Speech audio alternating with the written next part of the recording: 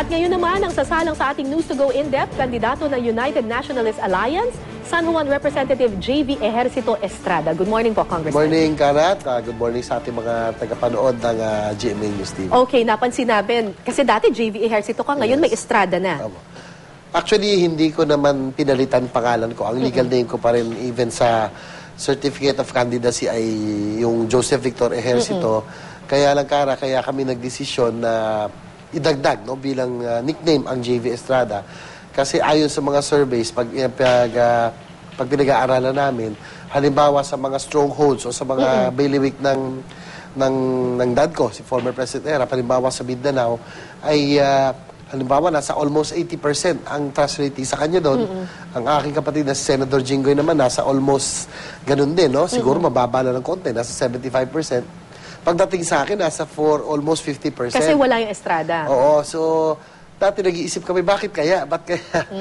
So, nung pinag-aralan namin, sa tingin din ng mga survey companies, ay mukhang yun ang problema. Kaya ang nag-decide na idagdag ko ang Estrada, ang talagang sabi ng ang aking ama, na sabi niya, ilagay mo kasi hindi kilala yan. Ang ehersito, kilala sa urban areas, pero hindi yan kilala sa mga... Estrada ka naman talaga. Oh, tsaka ang tatay ko naman talaga. Tsaka hindi yan kilala sa mga coastal, sa mga far-flung areas. Kaya siguro ang difference ng Kara ay kung gusto ko manlinlang, no? Kung gusto ko manloko, sana ginamit ko ito, itong pangalan ko. Ang real name ko is Joseph. So, ang lalabas doon sa balota Joseph Estrada. Joseph Ejercito Estrada. So, okay. Kung kaya ginamit ko na lang is, whether it's JV Ejercito or JV Estrada, ako ang tutukuyin nun. Hindi naman pwedeng itukoy ang aking ama doon. Okay, pero recently, parang nagkaroon ata kayo ng sibling rivalry ng iyong... Totoo bang may sibling rivalry kayo ni Senator Jinggoy Estrada? And he got hurt with some of your comments daw. Well, siguro hindi lang naintindihan, na paliwanag ko naman na hindi, kung babasahin yung buod nung storya, wala akong masamang sinabi doon. No?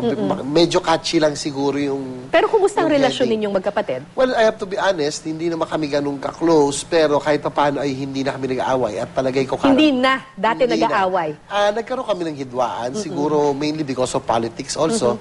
Dahil alam mo, may tauhan siya, may tauhan ako. At kung siguro... sa tingin lang kami magkakasundo, ay wala silang sasakyang bihikulo eh. No? Kaya siguro ngayon, recently ay pinatawag kami ni former President Era, pang aming ama, na sabi, alam mo, 75 na ako. Yung lolo nyo, namatay, 78. Yung ibang kapatid ko, 77, 81. Mukhang gusto yung mapadali. Siguro, pareho kaming nakonsensya. Okay. Nagising kami doon. 1970s pa pinamumunuan ng pamilya ninyo yung San Juan mula kay Presidente Erap, Senator Jinggoy, sa'yo, your mom. Tapos ngayon tatakbo pa sa Maynila si former President Estrada.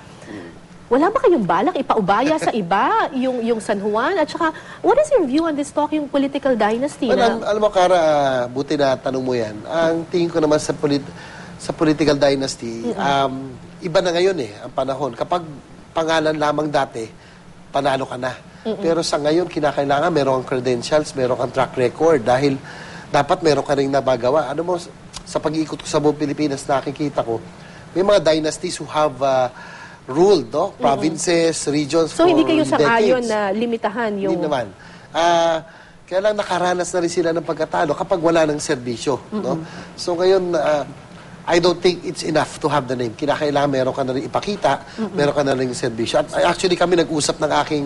So wala ba kayong balak ipaubaya ang San Juan sa iba naman? Yan. Actually, nag-usap na rin kami ng mother ko. Sabi ko, siguro pag natapos na natin yung mga panaginip natin para sa San Juan, no? Yung malalaking infrastructure projects, City Hall, Hall of Justice, at may ayos ang halos lahat. Sabi ko, it's about time. Ipagbayan na natin. Kasi maganda naman yung kumbaga, quitting while you're on top, na habang maganda pa ang relasyon at masaya ang taong bayan sa legacy na iwanan na ang pamilya. Alam naman natin na merong hindi magandang nakaraan ang inyong pamilya at si former President Gloria Macapagal Arroyo. Napatawad niyo na po ba ang dating Pangulo? At ano po ang pakiramdam ninyo ngayon that you're in the same slate with some of her supporters? Well, siguro kung sa napatawad na. Kasi sino ba naman kami para hindi magpatawad kung ang aking ama na halos lahat ng mga tumalikod sa kanya, tumray doon sa kanya. So, napatawad nyo na? Napatawad niya lahat. Kasi, siyempre kami, although I would admit na mas mahirap sa amin kasi masakit talaga yung nangyari, isa sa mga mapapait na pangyayari sa aming buhay. Pero siguro nagpatawad tayo pero dapat hindi lang makalimot. Ang hindi na ito maulit kasi tingin ko ang kasalanan ni GMA mas malaki sa taong bayan kaysa sa amin. Alright. Okay, so now we come to the other personality questions para makilala naman nila si JV Ejercito Estrada behind, the limelight. Saan ka nagagalit?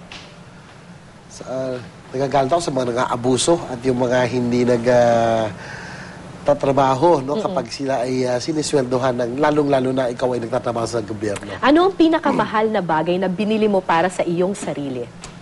Pinakamahal na bagay, syempre bahay, no? Bahay. Pero tingin ko naman Yung mga bukod hobbies, yung kunyari hindi bahay, hobbies.